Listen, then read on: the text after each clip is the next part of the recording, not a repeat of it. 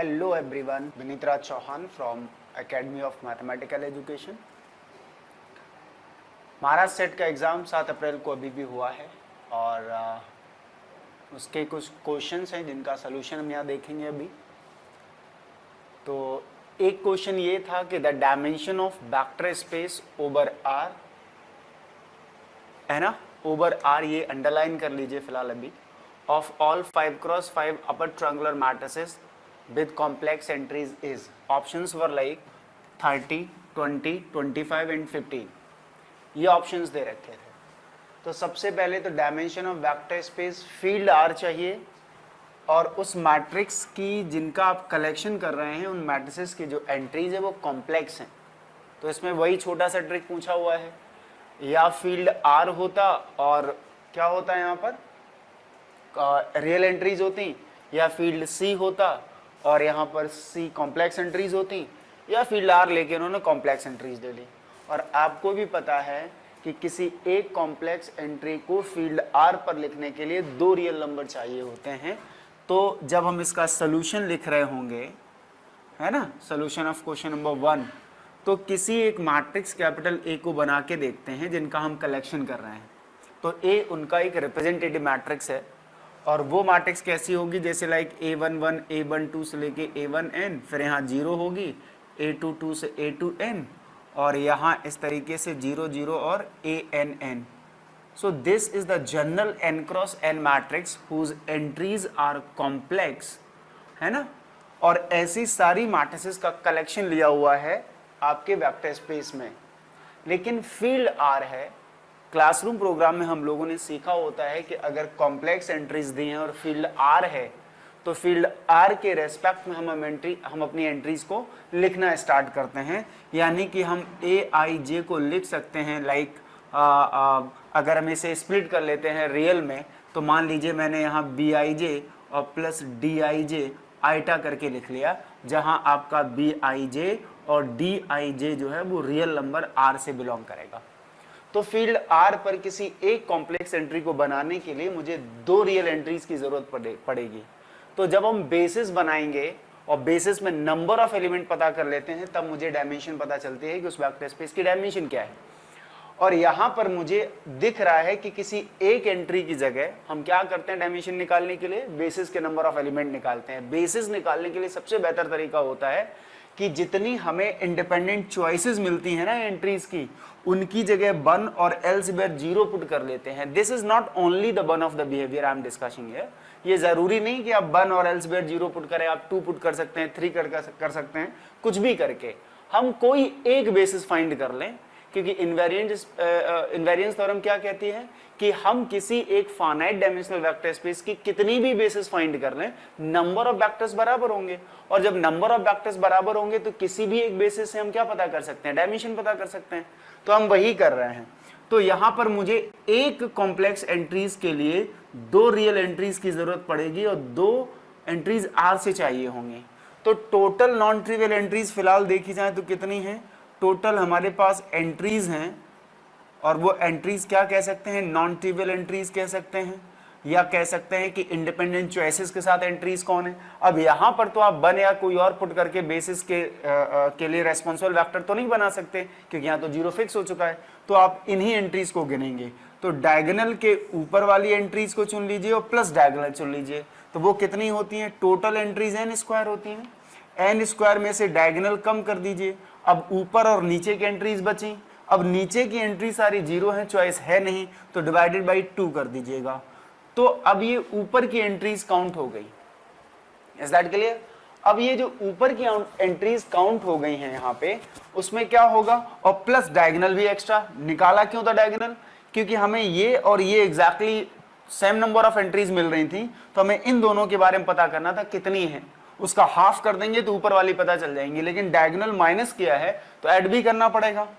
तो plus n किया, तो इस जब सबको आप ओपन करेंगे तो n² प्लस n बाई 2 मिलेगा, यानी n प्लस 1 बाई 2 मिलेगा। ये तो कब है, जब आप इंडिपेंडेंट एंट्रीज देख रहे हो कितनी हैं।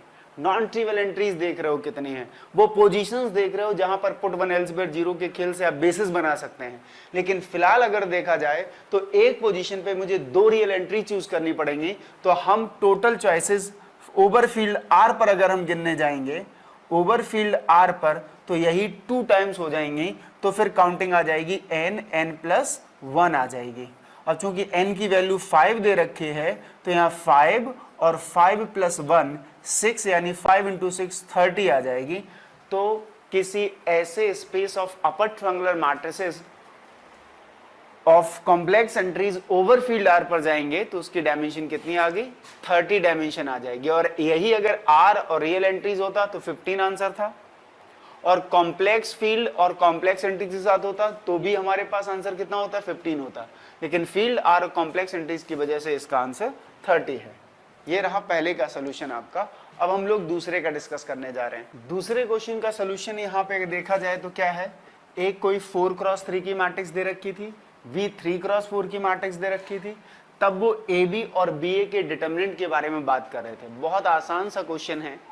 हम आप समझ सकते हैं कि अगर A मैट्रिक्स 4x3 की है और B आपकी 3x4 की है, तो जो AB मैट्रिक्स पूरी बनी ना अब ये, इसका ऑर्डर हो जाएगा 4x4, और BA जो मैट्रिक्स बनेगी, B का ऑर्डर कितना है, 3x4, और A का ऑर्डर 4x3 है, तो इस पूरे BA का जो ऑर्डर आएगा वो 3x3 आएगा।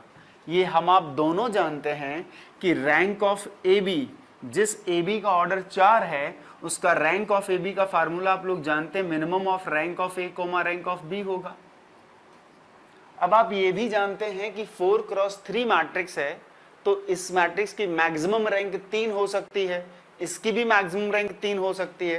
तो जब दोनों की मैक्सिमम 3 है, तो मैक्सिमम 3 का मिनिमम भी 3 होगा। तो रैंक ऑफ AB कह लो या रैंक ऑफ BA कह लो, तो रैंक ऑफ AB भी कितना आएगा, 3 से लेस देन इक्वल। जिस AB का ऑर्डर कितना है, 4x4 की है, जिसकी रैंक 3 या 3 से कम होगी। ये आप भी जानते हैं कि 4x4 मैट्रिक्स जिसका रैंक 4 नहीं आएगा अगर, तो डिटरमिनेंट तो 0 आएगा ही। तो रैंक आपका इस तरीके से 3 होने की वजह से डिटरमिनेंट ऑफ AB कितना आ सकता है, हमेशा 0 ही आएगा, क्योंकि डिटरमिनेंट अगर नॉन 0 हो जाएगा तो रैंक 4 हो जाएगी, और 4 रैंक कभी AB की आ नहीं सकती। ऐसे ही रैंक ऑफ BA के लिए भी फार्मूला सेम टू सेम लगेगा, rank of B rank of A, बात तो वही है। तो ये भी लेस देन इक्वल टू 3। लेकिन अब फिलहाल ये बात है कि अगर रैंक ऑफ BA 3 आ गई या 3 से कम आ सकती है रैंक ऑफ BA, तो रैंक ऑफ BA अगर 3 से कम है तो BA का डिटरमिनेंट 0 होगा ना, क्योंकि BA का ऑर्डर कितना है, 3 ऑर्डर की मैट्रिक्स है, और 3 ऑर्डर की मैट्रिक्स का रैंक अगर 3 से कम है तो ऑब्वियसली डिटरमिनेंट BA 0 होगा। लेकिन हो सकता है कि BA का रैंक जो है 3 आ जाए एग्जैक्टली। अगर 3 आएगा तो फिर डिटरमिनेंट ऑफ BA क्या आ जाएगा, नॉन 0 आ जाएगा। तो नॉन 0 आ जाएगा, तो AB का डिटरमिनेंट तो 100% श्योर है 0 ही आएगा। लेकिन BA का डिटरमिनेंट वेरिएट कर सकता है कि BA का डिटरमिनेंट आपका 0 भी आ सकता है, नॉन 0 भी आ सकता है। Is that clear? अब हम ऑप्शंस देखते हैं। वो कह रहा है कि डिटरमिनेंट AB तो 0 होगा, लेकिन determinant BA need not be 0, need not be 0। Determinant BA जरूरी नहीं कि 0 हो, ये बात सही है। वो कह रहा है determinant of AB and determinant of BA need not be 0। अरे भाई, डिटरमिनेंट AB तो मस्ट बी 0 आया है, नीड नॉट 0 क्यों होगा? Getting the point? So the next is determinant AB 0 होगा और BA भी 0 होगा। ये जरूरी नहीं कि BA का भी 0 हो, AB का तो 0 होगा ही होगा। वो कह रहा है determinant of AB 0 only if either AB 0 और BA 0। इससे कहीं पूरे डिस्कशन में इन जनरल आप समझ लीजिए, कहीं AB के 0 और नॉन 0 पर आया है कॉन्सेप्ट? AB 0 हो, नॉन 0 हो, रहेगा तो इन केसेस में ही ना। तो AB और BA दोनों में से दोनों नॉन 0 हों, तब भी तो AB का डिटरमिनेंट 0 ही आएगा ना, है ना। तो ओनली इफ का क्या मतलब है, AB अगर नॉन 0 भी आ जाए और BA भी नॉन 0 आ जाए, इससे क्या फर्क पड़ता है? AB का डिटरमिनेंट थोड़ी ना बदल देगा। AB का डिटरमिनेंट तो फॉर ऑल AB के लिए, for all AB and for all A dot B के लिए आया है। जब AB की हर चॉइस के लिए AB का डिटरमिनेंट 0 आया है, तो अब उन A और B मैट्रिसेस के प्रोडक्ट से नॉन 0 प्रोड्यूस हो या 0 प्रोड्यूस हो, क्या फर्क पड़ता है? डिटरमिनेंट AB तो ऑलवेज 0 आएगा। और नहीं लगता है आपको, तो आप ऐसे करके कोई मैट्रिक्स ले सकते हैं। ये 4x3 की है, तो 1 0 0 0 1 0 0 0 1 और 0 0 0 ले लीजिए। हम तो एग्जाम्पल लेना भी नहीं चाहते क्योंकि डिस्कार्ड नहीं खेलना है ना मुझे।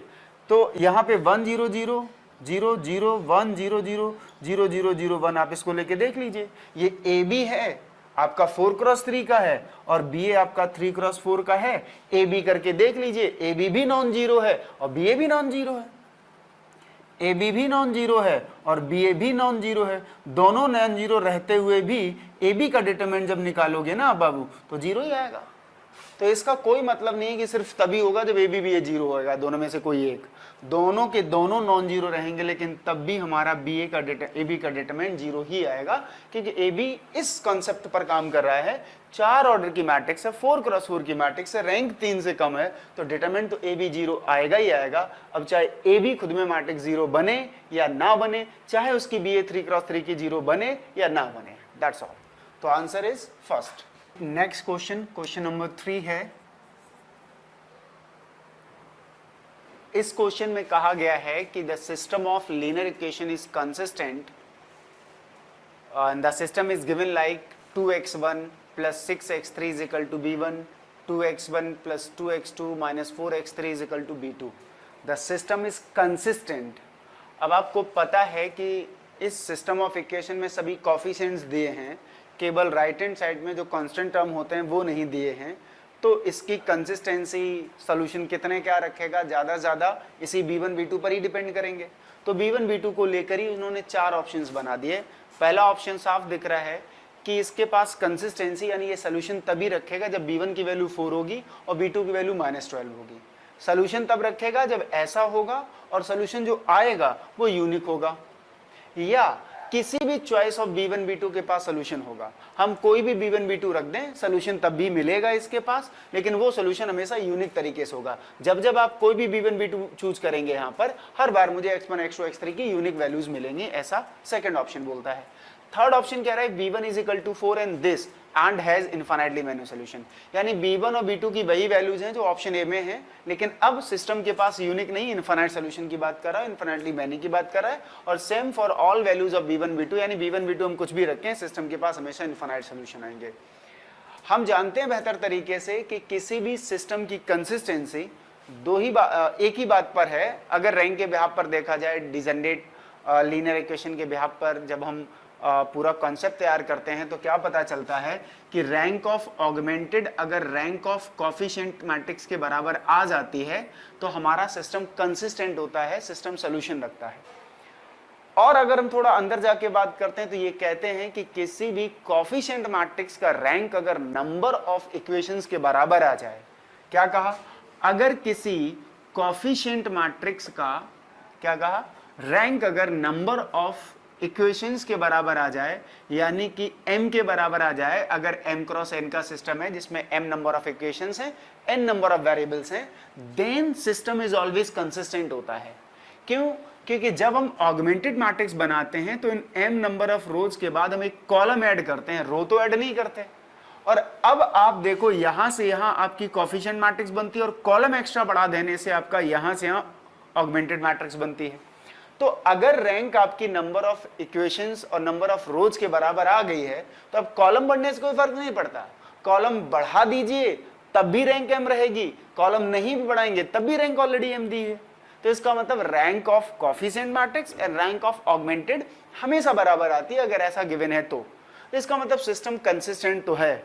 अब सिस्टम कंसिस्टेंट होने के बाद क्या होता है, तो ये बात इक्वल हो गई, यानी रैंक ऑफ m और रैंक ऑफ a बराबर हो गया और m के बराबर आ गया तो सिस्टम कंसिस्टेंट हो गया। कंसिस्टेंट होने के बाद सोल्यूशन रखने के बाद अगर इनफाइनाइट फील्ड है तो इनफाइनाइट फील्ड मतलब Q R C ऐसे कुछ फील्ड है तो दो आंसर होते हैं, या तो यूनिक सोल्यूशन होगा या इनफाइनाइट सोल्यूशन होंगे। यूनिक सोल्यूशन कब होता है, जब ये रैंक बराबर तो है जस्ट फॉर कंसिस्टेंसी के लिए, अगर यही नंबर ऑफ वेरिएबल के बराबर आ जाता है तो बैक सब्स्टिट्यूशन से हम यूनिकनेस तक पहुंच जाते हैं। लेकिन अगर देखा जाए कि अगर rank of m, rank of augmented sorry, और rank of coefficient equal to number of variable के नहीं है अगर, तो फिर हमारे पास इनफाइनाइट सोल्यूशन मिलते हैं। बस हो गया क्वेश्चन पूरा का पूरा। यहां पे साफ समझने की कोशिश करिए, यहां पर अगर मैं 206 और 2 और -4 करेंगे, यहां b1 और b2 करेंगे किसी तरीके से, आप यहां देख लीजिए इस कोफिशिएंट मैट्रिक्स के पास दो रो हैं, यानी दो इक्वेशन, तीन वेरिएबल थे, और जब भी नंबर ऑफ वेरिएबल ज्यादा होते हैं किसी सिस्टम में, और जब सिस्टम नॉन होमोजेनियस की तरफ इशारा करे, तो ये बात मान लेते हैं या तो इनफाइनाइट सॉल्यूशंस आएंगे या नो सॉल्यूशन आएंगे। यूनिक सॉल्यूशन की तो कहानी कभी नहीं होती। तो यूनिक सॉल्यूशन वाले तो पहले से ही हट जाएंगे, जो यूनिक सॉल्यूशन की बात करते हैं। बचा है या तो सॉल्यूशन है ही नहीं, या सॉल्यूशन आपके पास क्या होगा, इनफाइनाइट। अब देखो, आप खुद देखो, हम इसको बिना कुछ किए हुए आंसर टिक कर पा रहे थे कि जब नंबर ऑफ वेरिएबल ज्यादा होते हैं या तो नो सॉल्यूशन बनता है या इनफाइनाइट सॉल्यूशन बनता है। तो आप यहां कह रहे हैं कि अब ये दो बचे जिसमें इनफाइनाइट सॉल्यूशन की बात की गई है इसमें, इसलिए अब मुझे ये देखना है क्या हो रहा है। अब यहां से अगर हम इसमें अगर देखा जाए तो इस मैट्रिक्स की रैंक कितनी है, रैंक ऑफ ए और रैंक ऑफ ऑगमेंटेड दो ही आएगा, करके देख लीजिए, क्योंकि यहां इसका ये 2 टाइम्स तो लिखा नहीं है, इसको इसे 0 कर दोगे लेकिन ये फिर भी नॉन जीरो प्रोड्यूस हो जाएगा। तो रैंक 2 है, और 2 आपका is not equal to number of variable, क्योंकि वेरिएबल तो 3 है, 3 कॉलम है तो 3 वेरिएबल है। तो rank of A rank of augmented बराबर है लेकिन नंबर ऑफ वेरिएबल के नहीं है, तो इनफाइनाइट सॉल्यूशन मिलेंगे। क्या कहीं b1 b2 पे डिपेंडेंसी है, b1 b2 से फ्री हो गया कि नहीं हो गया? तो हम चाहे कोई भी b1 b2 का ही नहीं चूज कर लें, है ना, हमारे पास सिस्टम ऑफ इक्वेशन हमेशा क्या करेगा, हमेशा इनफाइनाइट सॉल्यूशन रखेगा। इसीलिए for all values of b1 and b2 system has, क्योंकि होना क्या होता है, ये दरअसल मैट्रिक्स ए है और हमें ढूंढने थे ऐसे x1 x2 x3 जो मुझे यहाँ b1 b2 ला के दे सके। जब इस मैट्रिक्स को देखा जाए तो इस मैट्रिक्स का ऑर्डर 2x3 है, और 2x3 मैट्रिक्स का मतलब होता है कि हम इस मैट्रिक्स को R3 से R² पर रीड करते हैं एज ए लीनियर ट्रांसफॉर्मेशन। जब इस मैट्रिक्स की रैंक 2 निकल आई है, तो रैंक 2 होने का मतलब रेंज स्पेस का डायमेंशन 2 होना, रेंज स्पेस का डायमेंशन 2 होने का मतलब होता है रेंज पूरी पूरी R² बन गई। तो आप खुद सोचो, ये एक टी की तरह अगर रिएक्ट करता है तो tx इक्वल टू समथिंग है, और आपका t ऑन टू आ गया है क्योंकि रेंज आपकी कोडोमेन के बराबर है। तो जब ऑन टू होता है तो कोडोमेन के हर एलिमेंट के पास प्री इमेज होती है। तो अगर मैं कोई भी b1 b2 अगर R² से लेता हूं तो यहां से मुझे एक x1 x2 x3 जरूर मिलेगा जिसकी इमेज अंडर a इसके बराबर आएगी कि नहीं। इसीलिए मैं कह रहा हूं कि फॉर ऑल b1 b2 के लिए इस सिस्टम के पास इक्वेशन होगा, सोल्यूशन होगा, लेकिन सोल्यूशन भी कितने, इनफाइनाइट सॉल्यूशंस होंगे। तो इसलिए ये, और इस तरीके से भी सोच सकते थे, गेटिंग माय पॉइंट। तो ये एक सोल्यूशन हुआ यहाँ से। Next question, ABS 6x7 matrix है, 6 रैंक दिया है, B 7x5 की matrix of rank 4, then the rank of AB। That's so easy, we know solution में rank of AB is less than equal to the minimum of rank of A comma rank of B.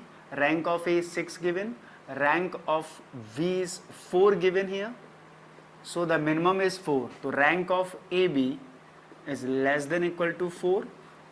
Rank of AB, another formula what we have, the rank of A plus rank of B and minus conformal multiplier क्या है, जब आप A B निकालोगे तो A is 6x7 matrix and B is 7x5 matrix, so the resultant matrix is 6x5. This is the conformal multiplier, we have to take the minus from this equation. ये क्या मिलेगा यहाँ पे, 7 minus के साथ. So the rank of AB is greater than equal to what we have the rank of A, that is given 6, rank of B that is given 4, that is minus. So 6 plus 4 10 minus 7, that is a 3.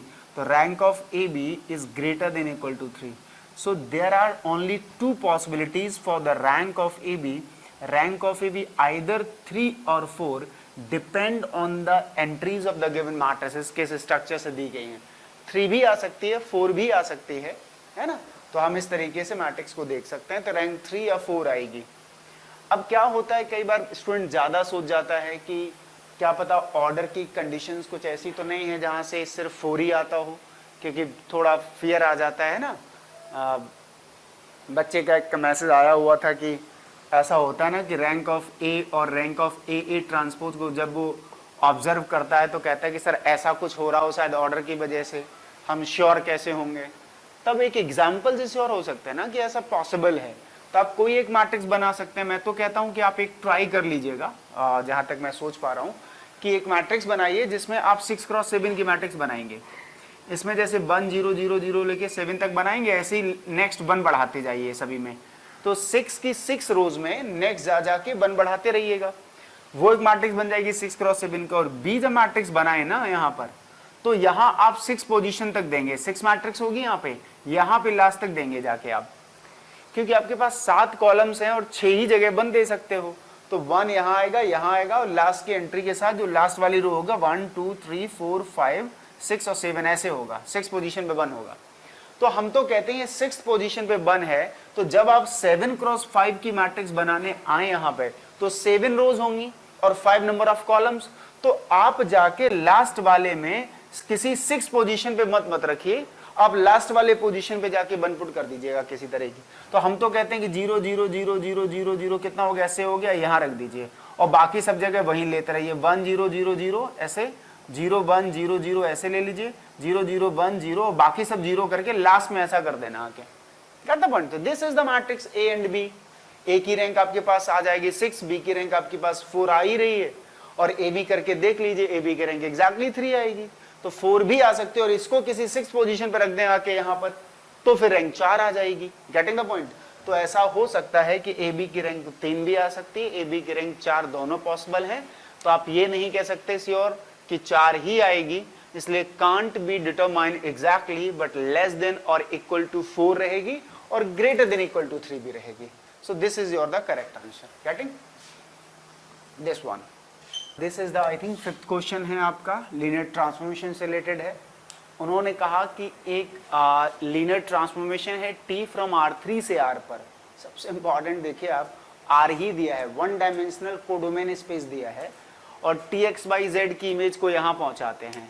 Then the dimension of null space of T.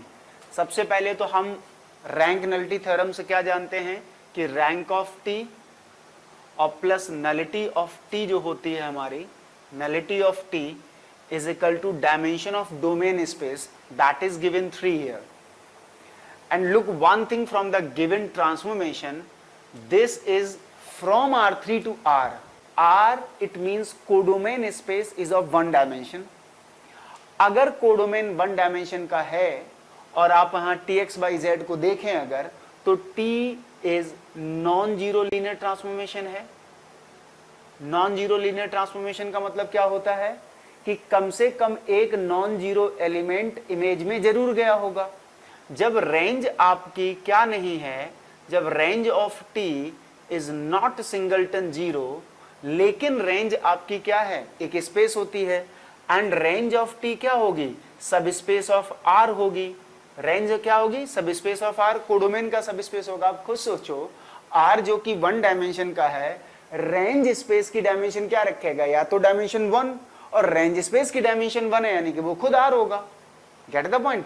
या हम ये कह सकते हैं कि 0 dimension का होगा, तो 0 डायमेंशन का तो तब होगा ना रेंज, जब यहाँ के हर एलिमेंट सिर्फ 0 पे जा रहे होंगे, तभी तो रेंज 0 बनेगी। और यहाँ के हर एलिमेंट x/z की में 0 तो नहीं जा रही, because it is non zero linear transformation.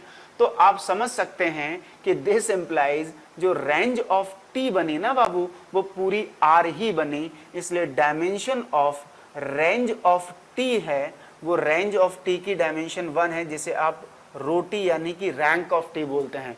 तो जब रैंक ऑफ टी 1 आ गई तो नलिटी कितनी आएगी, आप समझदार हैं, आप समझ सकते हैं। तो nullity of T is equal to आपके पास आ जाती है सीधा सीधा 2। और वैसे भी आप इसे सॉल्व करते हैं तो आप जानते हैं आपको कितना चूज करना पड़ेगा। जब आप कर्नल सीधा निकालने जाएंगे, नलिटी क्या होती है, कर्नल की डायमेंशन। तो जब आप कर्नल निकालने जाओगे तो आप इमेजेस को 0 पुट करते हो, तो आपको इसको इक्वल टू 0 पुट करना पड़ेगा।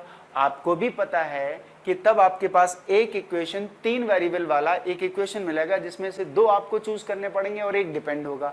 तो जब 2 आपको चूज करने पड़ेंगे तो कर्नल की डायमेंशन 2 हो गई, तो सीधा भी निकाल सकते थे।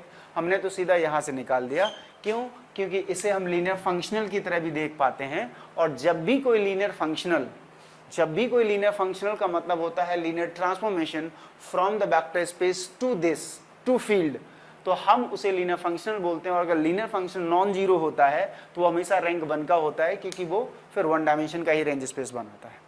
Gate the point? तो ये रहा डिस्कशन। क्वेश्चन नंबर 6 है यहाँ पे ये।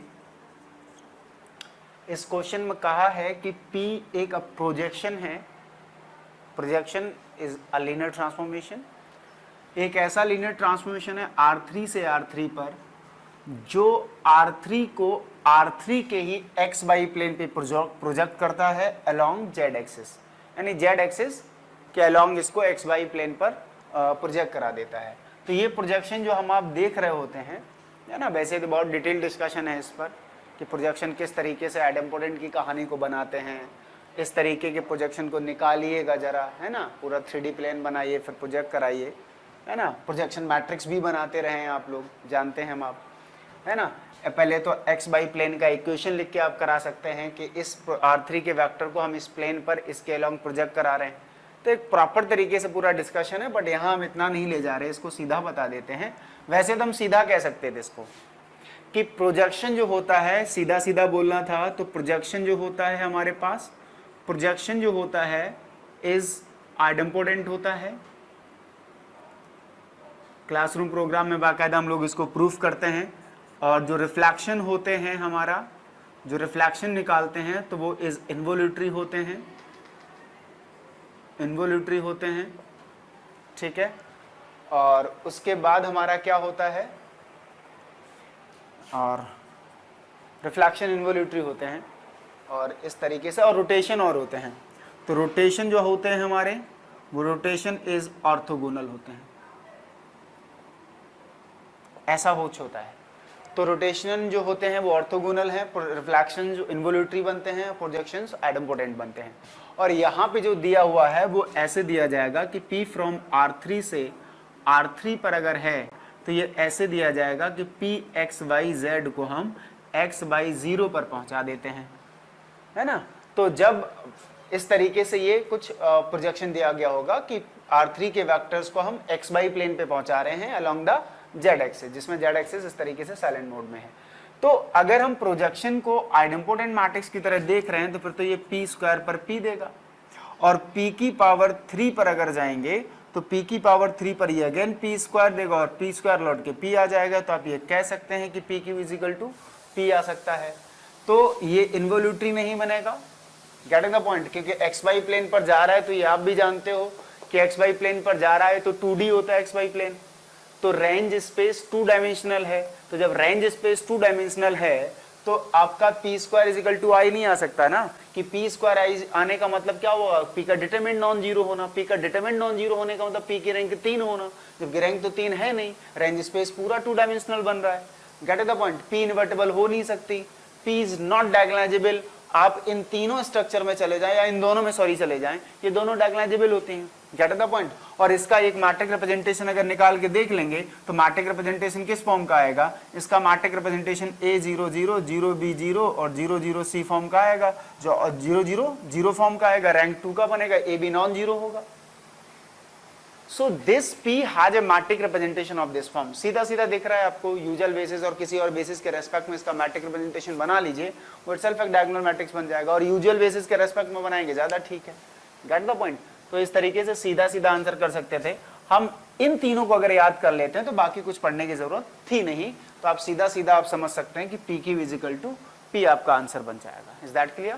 क्वेश्चन नंबर 7 जो है इस बार जो उन्होंने पूछा है, और CSIR नेट को भी पढ़ाया है, टिफर एंड बेचम के क्वेश्चंस भी किए हैं, CMI के किए हैं, डिफरेंट यूनिवर्सिटी के PhD प्रोग्राम्स के क्वेश्चन पेपर देखे हैं। मुझे बहुत कम पढ़ने को मिला है कि वहाँ पर ऐसा क्वेश्चन पूछा हो। क्वेश्चन आसान है, जबकि हम A ट्रांसपोज की बात करें या A ट्रांसपोज A की बात करें, तो जब भी मैं अपने क्लासरूम प्रोग्राम में होता हूँ, हर बैच में इसके इम्पोर्टेंस को पढ़ाता हूँ कि कितना इम्पोर्टेंट है। इवन अभी करंट बैच जो चल रहा है उसमें भी हमने कहा है कि एक ऐसा स्ट्रक्चर है, एक ऐसा डिस्कशन निकल के आता है इस A ट्रांसपोज के ऊपर कि आप चाहो तो कुछ नंबर पेजेस की किताब लिख सकते हो A ट्रांसपोज को लेके, A ट्रांसपोज को वर्सेस A ट्रांसपोज को लेके। बात समझ रहे हैं? हमने इसकी ट्रेस को लेके, इसकी रैंक को लेके, इसके आइगन वैल्यू आइगन वेक्टर्स को लेके, इसके वैल्यू क्लासेस को लेके, गेट द पॉइंट, बहुत कुछ डिस्कस किया होता है। But this time they ask what, you know, the singular values of A।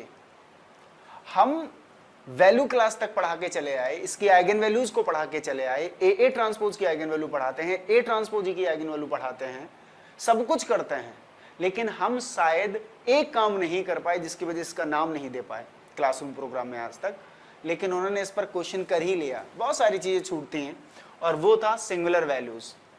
ये समझ लीजिए सिंगुलर वैल्यूज क्या हैं, कैसे काम करेगी, कंफ्यूजन आएगा ए ट्रांसपोज ए लेना है या ए ट्रांसपोज लेना है। सिंगुलर वैल्यूज का मतलब ये है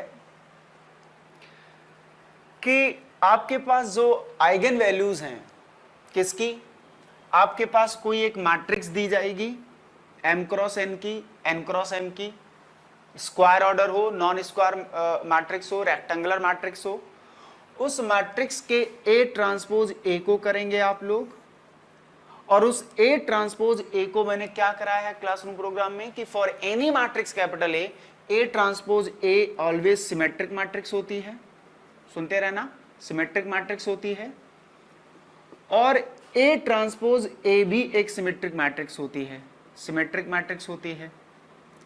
और अगर ये रियल मैट्रिक्स है तो फिर ये भी आप जानते हैं कि रैंक ऑफ ए ट्रांसपोज ए और फिर रैंक ऑफ ए ट्रांसपोज इस सिचुएशन में जब रियल मैट्रिक्स की बात करते हैं रैंक ऑफ ए के बराबर आता है। समझते हैं ना अभी सारी चीजें, ये वो हैं जो आप जानते हैं। अब हम क्या करेंगे, ये चीजें आप जानते हैं, ए ट्रांसपोज ए हो या ए ट्रांसपोज ए, सॉरी एक ही चीज लिख दी, ए ट्रांसपोज हो, ये दोनों सिमेट्रिक होती हैं और इन दोनों की रैंक बराबर होती है, बराबर रैंक ऑफ मैट्रिक्स होती है when the entries are real. अब दूसरी बात समझते हैं, दूसरी बात क्या है कि हम सिंगुलर वैल्यूज की बात करते हैं। आगे चल के हमने ये भी पढ़ा होता है लीनियर अलजेब्रा में कि जो ए ट्रांसपोज ए होता है इसका जो डिटर्मिनेंट होगा, अगर हम स्क्वायर में बात करते थे, क्योंकि वहां पर स्क्वायर मैट्रिक्स की बात करते थे, क्योंकि हम वहां वैल्यू क्लास किसी स्क्वायर मैट्रिक्स के निकालते थे, तो हम वहां ये बोलते थे कि इसका जो डिटर्मिनेंट आएगा, अगर मैट्रिक्स इन्वर्टिबल है तो डिटर्मिनेंट नॉन जीरो आएगा, ट्रेस कैसी आएगी, रैंक कितना आएगा, इन सब की बात करते करते साथ में ये भी बता देते थे कि ये सेमी पॉजिटिव डेफिनेट मैट्रिक्स बनती है। सेमी पॉजिटिव डेफिनेट मतलब अगर मैं इस मैट्रिक्स की आइगन वैल्यूज निकालने जाऊंगा तो इस मैट्रिक्स की जो आइगन वैल्यू आएंगी वो या तो इसकी आइगन वैल्यू जीरो या पॉजिटिव आएंगी, नेगेटिव आइगन वैल्यू नहीं आएंगी, तो इसीलिए इसे सेमी पॉजिटिव के नाम से जानते थे।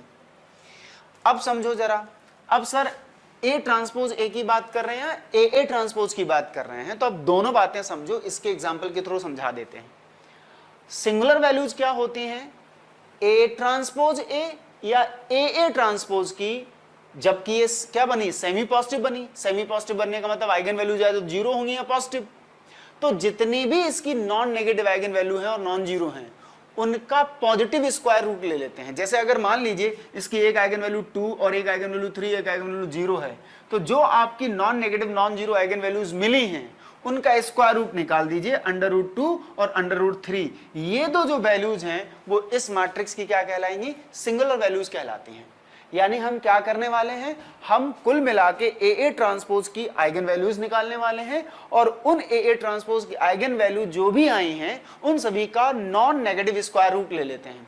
वैसे तो यहाँ माइनस प्लस प्लस माइनस कुछ भी लगा सकते हैं, तो हम यहाँ पे नॉन नेगेटिव मतलब पॉजिटिव स्क्वायर रूट उसका ले लेते हैं और वो पॉजिटिव स्क्वायर रूट जो है वो हमारा सिंगुलर वैल्यूज कहलाता है। इस क्वेश्चन में क्या है, जैसे इस क्वेश्चन में क्या होगा, अब फर्क तो पड़ेगा। जैसे इस मैट्रिक्स का ऑर्डर कितना है, इस मैट्रिक्स का ऑर्डर है 2 क्रॉस 3 का, तो जब हम ए ट्रांसपोज करेंगे इसका तो ये 3 क्रॉस 2 का होगा, और जब ए लगाएंगे तो ये 2 क्रॉस 3 का है, तो ए ट्रांसपोज ए तो बनेगा 3 क्रॉस 3 का। अच्छा, इस मैट्रिक्स का खुद का रैंक 2 है तो इस पूरी मैट्रिक्स का रैंक 2 होगा। रैंक इसका कितना होगा बाबू, rank of this A transpose A का 2 होगा। तो आप जानते हैं कि रैंक 2 होने से डिटर्मिनेंट ऑफ ए ट्रांसपोज ए आपका 0 होगा। इससे क्या हुआ, ये मैट्रिक्स सिमेट्रिक है, रैंक इसकी 2 है, डायगोनलाइजेबल भी होगी, तो एक आइगन वैल्यू तो इसकी 0 होगी, तो एक आइगन वैल्यू जो होंगी ना उसकी 0, λ1 और λ2 आएंगे। सुनते रहे ना। अच्छा, दूसरी तरफ से मैं कर रहा हूं ए ट्रांसपोज इंटू ए। अच्छा, ए ट्रांसपोज आपके पास कितना आएगा, ये तो हो गया, ए ट्रांसपोज कर रहे हैं, ए का ऑर्डर 2 क्रॉस 3 है और इसका 3 क्रॉस 2, तो पूरे का ऑर्डर आएगा 2 क्रॉस 2। अब ये 2 क्रॉस 2 का है, रैंक इसकी कितनी आएगी बाबू, तो rank of this A transpose आएगी 2। अब बताओ 2 क्रॉस 2 की मैट्रिक्स जिसका रैंक 2 है, तो ऑब्वियस है कि उसका जो डिटर्मिनेंट आएगा ए ट्रांसपोज का वो तो नॉन जीरो आएगा। अब इसकी जो आइगन वैल्यू आएंगी उसमें बस जीरो नहीं आएगा, लैम्डा 1 लैम्डा 2 ये दोनों सेम आएंगे, बस इतना फर्क पड़ेगा। तो जो नॉन नेगेटिव आइगन वैल्यूज हैं या नॉन जीरो आइगन वैल्यूज हैं, चाहे हम यहां से उनके स्क्वायर रूट निकालें, तब हम कहेंगे कि इसकी सिंगुलर वैल्यूज क्या है, तब इसकी सिंगुलर वैल्यूज बोलेंगे हम कि singular values under root lambda 1 under root lambda 2 है, और इसकी सिंगुलर वैल्यूज जो आएंगी वो under root lambda 1 under root lambda 2 इसकी सिंगुलर वैल्यूज ऐसे निकल के आ जाती हैं। तो आप ये कंफ्यूज मत होना, इन फ्यूचर अगर कभी आता है कि singular values of A transpose हम बात करें या हम आइगन वैल्यूज के स्क्वायर रूट किसका निकालें, ए ट्रांसपोज का या ए ट्रांसपोज ए का, आप निकाल लीजिए, कोई फर्क नहीं पड़ता। Gate the point. इसमें एक चीज और होती है जो जानने वाली होती है, बहुत पहले से इसको पढ़ते आए हैं, क्योंकि ए ट्रांसपोज को लेके अगर क्लासरूम प्रोग्राम के वीडियोज अगर आप कभी देखे होते और या कभी क्लासरूम प्रोग्राम ज्वाइन किया होता है तो आपको पता होता है कि हम इसको लेके कितना प्रिडिक्ट करते हैं क्लासरूम प्रोग्राम में। बात समझ रहे हैं, इनके आइगन वेक्टर्स, इनकी आइगन वैल्यूज को लेके क्या करते हैं। बट एक चीज छूटती रही कि उसको नाम नहीं दे पाई कि हम उन आइगन वैल्यूज का स्क्वायर रूट लेंगे तो उसका नाम सिंगुलर आइगन वैल्यू चला जाएगा शब्दों पे। इस बार महाराष्ट्र एग्जाम में एक और क्वेश्चन आया है जिस पर उन्होंने शायद या तो मिसप्रिंट है वो वहां पे या कुछ और है जो हमारी नजर से छूटता रहा है आज तक। अभी शायद नेक्स्ट जो हम क्वेश्चन उठाएंगे शायद उसमें देखने को मिल जाएगा। तो यहां से देखिए जरा, अब इस मैट्रिक्स में क्या है। अब इस मैट्रिक्स में पूरा सॉल्व नहीं कर रहा हूं, इस मैट्रिक्स का मैं ए ट्रांसपोज निकाल लूं या ए ट्रांसपोज ए निकाल लूं, कोई फर्क नहीं पड़ता। देखो जरा क्या करना है, इसका ए ट्रांसपोज ए अगर हम निकाल रहे हैं बाबू, देखो ए ट्रांसपोज ए, तो ए ट्रांसपोज 1 2 0 और 0 1 2, और यहाँ ए लिखना था तो 1 2 0 और 0 1 2। अब इसको खत्म कर लेते हैं। अभी कुछ चीज और बतानी है, थोड़ा याद रखेंगे हम लोग इस सिचुएशन में राइट जो है सिंगुलर वेक्टर और लेफ्ट सिंगुलर वेक्टर के एक और टर्म आते हैं। बाई चांस इन फ्यूचर कभी वो सिंगुलर पूछने के बाद कभी राइट सिंगुलर वेक्टर पूछ लें या लेफ्ट सिंगुलर वेक्टर पूछ लें, तो उसको लेके भी थोड़ा बहुत डिस्कशन अभी भी इसी क्वेश्चन में दे देंगे। तो ये यहाँ पे एग्जाम का क्वेश्चन भी आंसर हो जाएगा और इसके बाद कुछ नॉलेज पॉइंट ऑफ व्यू से भी चीज़ें बढ़ जाएंगी आपकी। तो यहाँ क्या है, जब मैंने इसे किया तो ये 1 आया, जब मैंने यहाँ किया तो ये 2 आया, जब यहाँ किया तो ये 0 आया, फिर यहाँ 2 आया, फिर यहाँ 2 2 4, यहाँ 5 आ गया बाबू, और यहाँ से फिर 2 आया, यहाँ से फिलहाल मेरा 0 आया, यहाँ से 2 आया और यहाँ से 2 2 4 आया। ये ए ट्रांसपोज ए आ गया। अब ट्रेस तो दोनों का सेम होगा, चाहे ए ट्रांसपोज ए लें चाहे ए ट्रांसपोज लें। तो इसका ट्रेस अगर देखा जाए तो ए ट्रांसपोज ए होगा। ट्रेस अगर देखा जाए तो 10 है, मतलब ए ट्रांसपोज ए की वो आइगन वैल्यूज रही होंगी जिनका सम करने से 10 आया हो।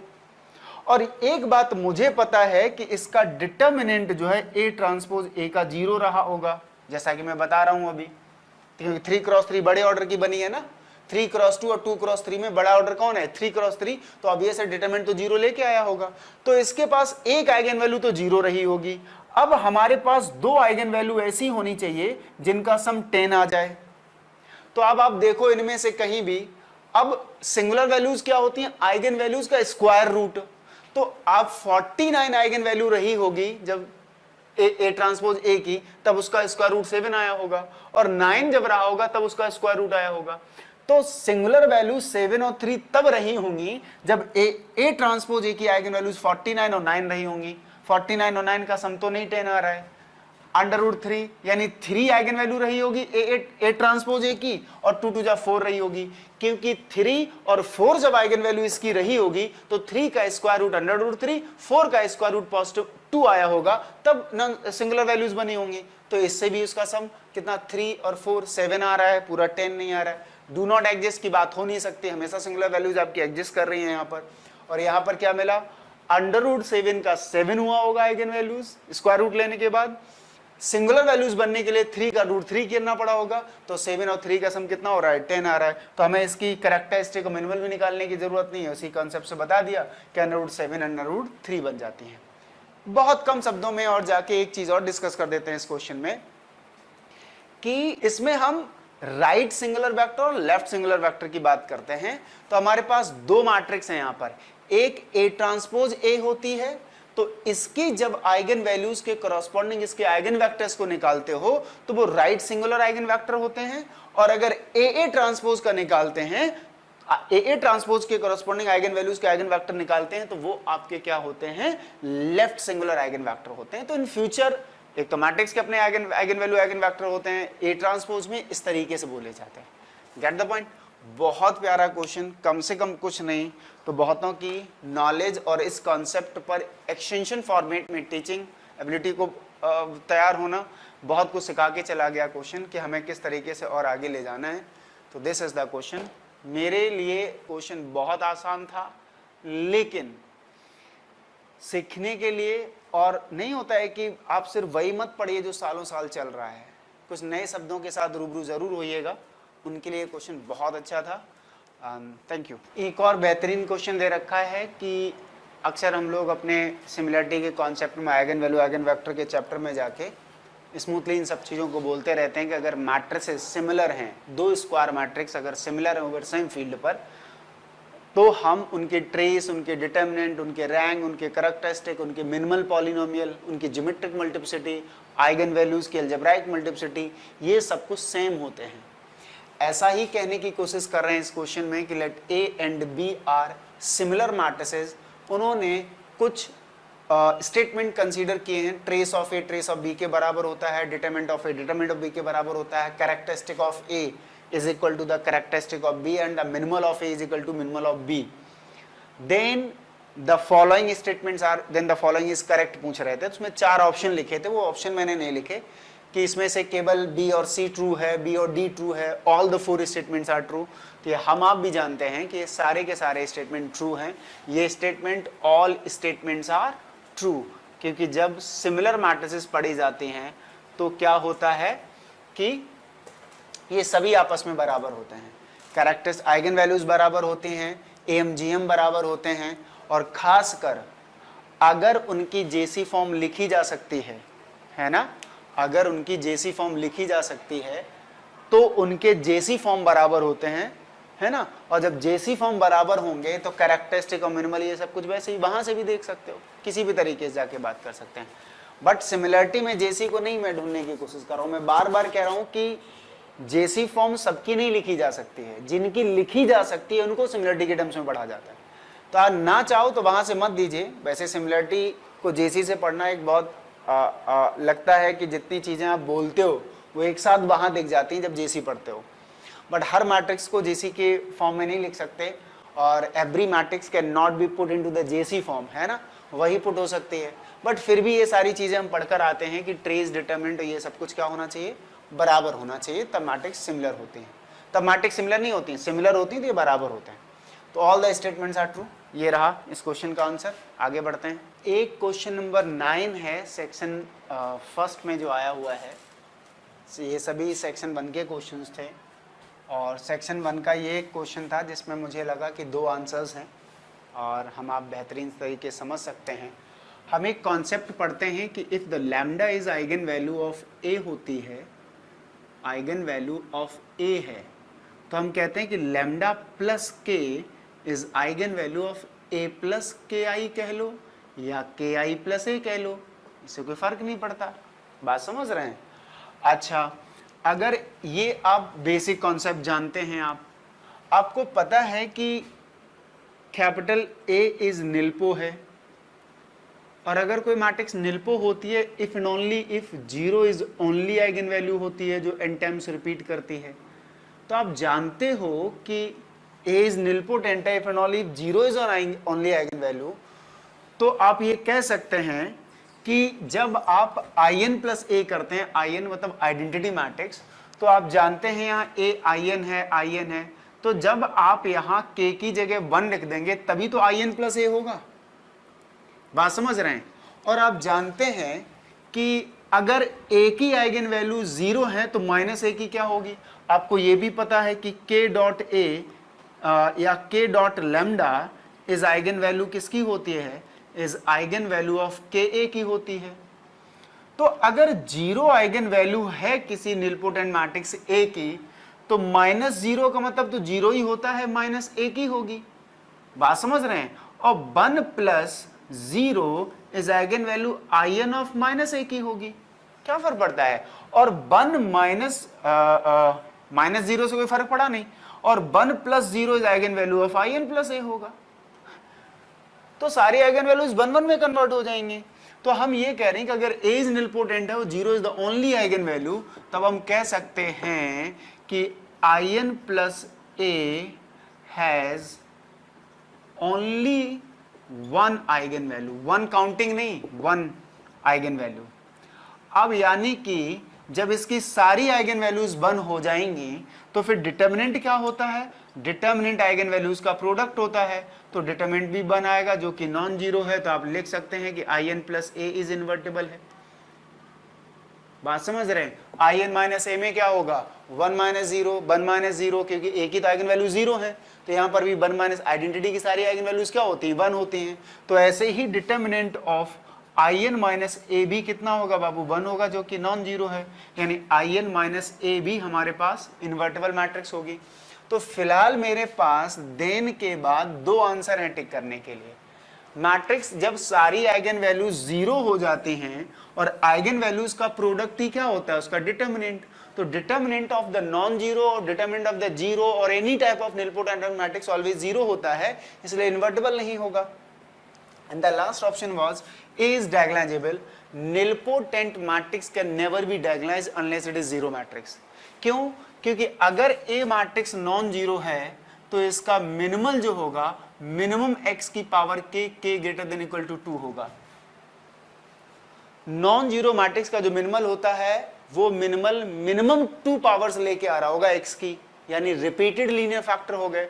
और जब किसी मैट्रिक्स का मिनिमल रिपीटेड लीनियर फैक्टर्स लेके आता है तब वो कभी भी डायगोनलाइजेबल नहीं होती। तो nilpotent matrix is never diagonalized unless it is zero matrix. Nilpotent में जीरो मैट्रिक्स ही होती है जो डायगोनलाइजेबल होती है, और उसने साफ लिखा है कि they are taking non zero real matrix. Getting my point? So there are 2 answers of this question. Single correct होते हैं, बट इन्होंने 2 दे रखे हैं। देखते हैं कि वो क्या कंसीडर करते हैं, क्या नहीं कंसीडर करते हैं। गेटिंग? अभी एक क्वेश्चन ये दिया हुआ है कि A be F 4x4 real orthogonal matrix with determinant -1, यानी 4x4 की एक रियल ऑर्थोगोनल मैट्रिक्स। मैंने सबसे पहले अंडरलाइन रियल पर किया है, बात समझ रहे हैं। ऑर्थोगोनल है और जिसका डिटर्मिनेंट -1 है, ये इंपॉर्टेंट है यहाँ पे, है ना, तो 2 जगह मैंने अंडरलाइन कर लिया है। Then the determinant of I4 - a। देखो इन जनरल किसी तरीके से, अब ये क्वेश्चन है कि डिटर्मिनेंट का क्या होता है कि जब गिवन मैट्रिक्स होती है तो डिटर्मिनेंट फाइंड कर लेते हैं। जब मैट्रिक्स दी नहीं होती है तो आइगन वैल्यू के कॉन्सेप्ट पे या किसी और तरीके से जाके हम बात करते हैं। फिलहाल हम आइगन वैल्यू आइगन वेक्टर के कॉन्सेप्ट पे जाके किसी तरीके से हम इसकी डिटर्मिनेंट को निकालने की कोशिश करेंगे। है क्या कि रियल मैट्रिक्स का जब आइगन वैल्यूज बनता है, रियल मैट्रिक्स का आइगन वैल्यूज का मतलब होता है कि उसका कैरेक्टरिस्टिक जो होगा वो रियल कोफिशिएंट्स वाला होगा। बात समझ रहे हो? रियल एंट्रीज हैं तो कैरेक्टरिस्टिक क्या होगा, रियल कोफिशिएंट वाला होगा। तो इस 4x4 की जो मैट्रिक्स है ना, जिसे आप ऑर्थोगोनल बोल रहे हो, इसका कैरेक्टरिस्टिक 4 डिग्री का मॉनिक पॉलिनोमियल होगा। x की power 4 plus a3x³ plus a2x² और प्लस a1 ऑफ x और प्लस a0 आएगा।